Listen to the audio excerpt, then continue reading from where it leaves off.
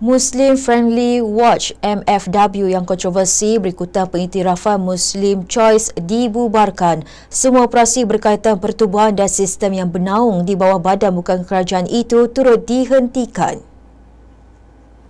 MFW dalam pernyataan berkata tindakan itu diambil susulan arahan dan ketetapan dikeluarkan Menteri di Jabatan Perdana Menteri Hal Ehwal Agama berhubung isu pengiktirafan Muslim Choice. Langkah itu juga diambil sebagai tanda ketaatan kepada pihak berkuasa agama serta keinsafannya terhadap keperluan menjaga kemaslahatan ummah dan nama baik agama Islam di negara ini. Datuk Muhammad Naim Mokhtar dalam kenyataan hari ini memberi amaran kepada MFW supaya tidak mengelirukan pengguna Islam. Serentak itu, beliau mengarahkan badan bukan kerajaan NGO itu agar menarik balik segala bentuk promosi dan pengiktirafan Muslim Choice. Muhammad Naim berkata beliau telah mengarahkan Ketua Pengarah Jabatan Kemajuan Islam Malaysia JAKIM untuk segera mengeluarkan kenyataan amaran rasmi kepada MFW.